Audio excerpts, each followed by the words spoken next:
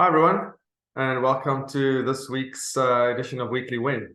So, I thought I'd change the tone a little bit in terms of all the things that I've been talking about in the last while, or this year anyway. And, one of the things I spoke about some time ago was the not just the business aspect, but that there are 5 areas of our life that we should be aspiring to improve, or to, as I call it, fill the buckets or fill the circles. Those circles being, hopefully I remember them now: business, personal, financial, family, and spiritual. And that is not just one or the other. And they live side by side. Rather, they live interlinked. They don't live side by side. They live interlinked with each other and intertwined with each other. And when our focus is too much on the one side, say too much on the business side and not enough time with the family, or too much on the personal side playing sport and golf and not enough time in the business, one or the other tends to suffer, which means the whole suffers as well. So today I want to talk a little bit about the spiritual side. And for those that are uncomfortable with it, that's fine. I just have to speak my truth. You can log off now if you like, but I think if you stay on for a little bit longer, I don't know, maybe 1 or 2 things would resonate with you. So I am a Christian. Not that that matters, because sometimes that gets said out loud, but not lived like it should be lived. But for all intents and purposes, I am a Christian. So on Sunday, I was listening to a message, and the pastor up front, or the person talking, gave an analogy, and I to be honest, I float in and out. I'm just like a bit of ADHD, so I couldn't remember the whole message. But he spoke about a hot air balloon, and I beg your pardon, about a balloon, not a hot air balloon, about a balloon, and how a balloon gets filled with helium, and when it gets filled with helium, it takes on a different energy and starts to rise. And obviously, my head started to drift. I mean, I work in a company whose logo or symbol is a hot air balloon. So when anybody says balloon, that's where my head goes, red, white, and blue, balloon. And that's when I drifted, which is probably not a good thing because I didn't hear the whole message. But it drifted, I think, in a good way. And it got me thinking that, how does a hot air balloon work? So for those who don't know, a hot air balloon is an actual aircraft. It's you have to register it with the aviation authority. It has its own number, etc. It needs a pilot. You can't just hop in and off you go. There's a lot of technicalities around it. And you can imagine, flying a hot air balloon, you're at the mercy of nature, really. The wind, the thermals, the heat, the temperature, etc. You're, in terms of where that balloon's going to go. Anyway, how do you fly a hot air balloon? Now, I'm not an expert, but I've seen it enough times. The way that they do it is they first have what's called the envelope, the balloon portion of it, laid down on its side. They lay it out on a big field, and they try and get some air into it.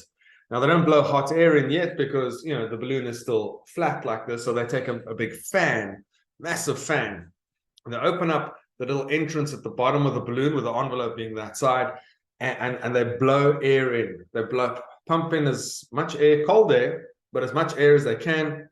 So the balloon starts to, flap open a little bit. Once they've got it flapped open a little bit, they have the burner. Now, the burner is inside the basket. And the burner is a mixture of different types of, I was going to say fuel, but I guess it is fuel, of gas, propane, butylene, etc., etc. It's a mixture.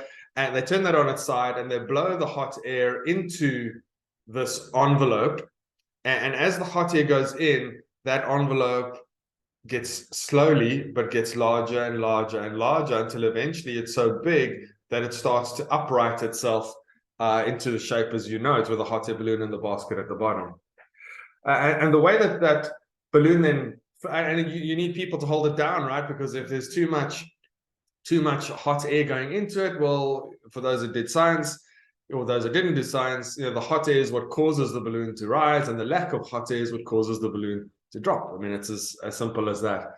So if they pull too hard on the thing, the basket starts rising. So you've got these guys holding the basket down on either side. The pilot is obviously inside the balloon and holding the lever that releases the gas over here. You often see them, with a glove on, because the heat is intense at the top here, pulling that lever. and that then releases, the hot air into the balloon. But how does it fly? Like, well, sort of like an airplane. I don't even know how tons and tons of steel gets up in the. I mean, I do know, but it still baffles my mind a little bit. But with a hot air balloon, it's the hot air that goes into it.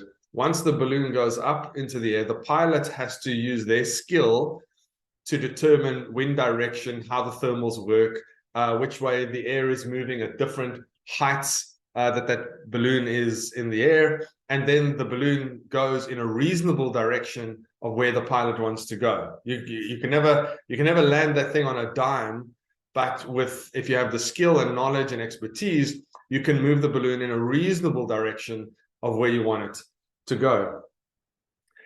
And we get in as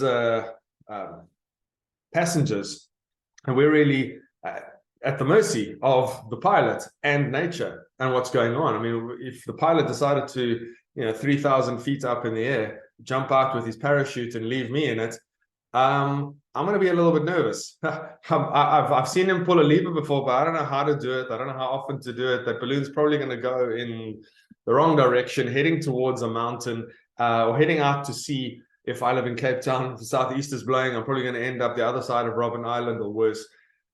So you need someone in there that knows what they're doing, can take control, and to get you to your destination.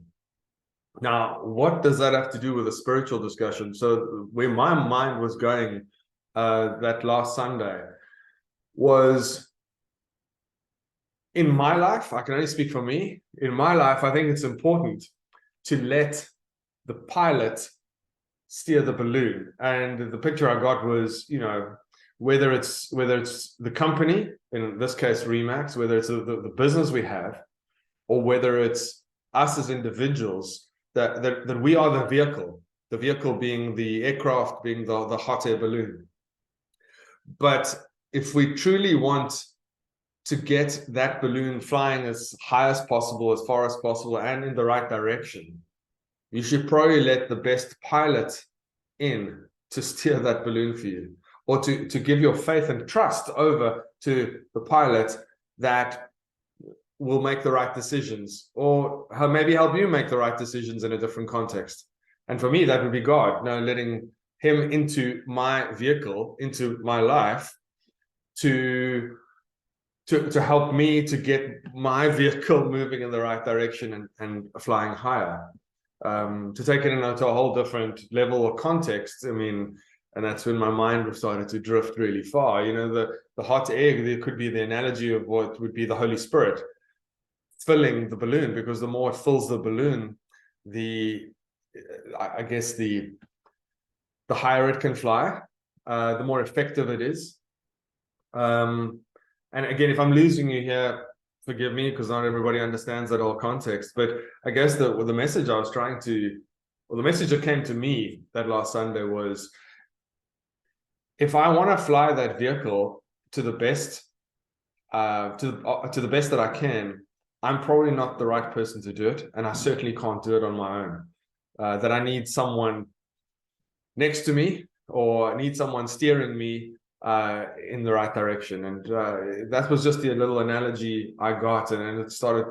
My mind started to spin and go, well, is that what we need in our business? And probably yes, probably to a large extent, one needs to let that spirituality, in my case, it's God, into the business, and trust that the decisions we make are based on the suggestions of the pilot, if that makes sense. And I know I should have said this right up front. I know that I don't get it right. In fact, I get it wrong a lot of the time. Make poor decisions, bad calls or judgment.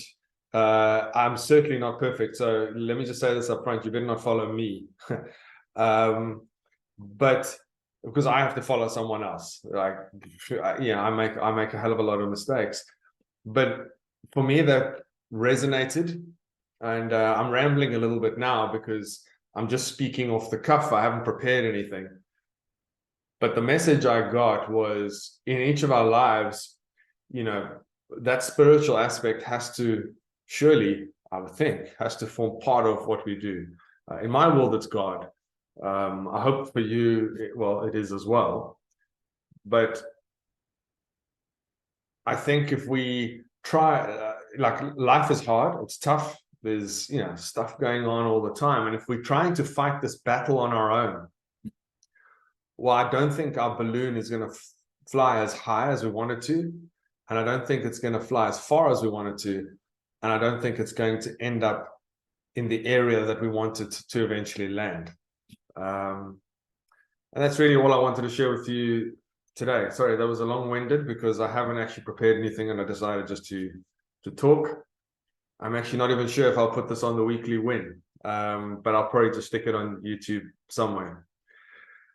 So yeah, that's all there is from me. There's those 5 elements of our life: the business, the personal, the financial, the family, and the spiritual. And today I thought just a little message on how that spiritual side, fits into the rest of our life. And it's probably not circles, in my opinion. It's probably not circles that should be linked around, but probably the spiritual circle should be in the middle and everything else linked to that. Anyway, that's a different discussion for a different day. I just wanted to share something with you that I heard last Sunday and that resonated with me. That's it. Have a great day.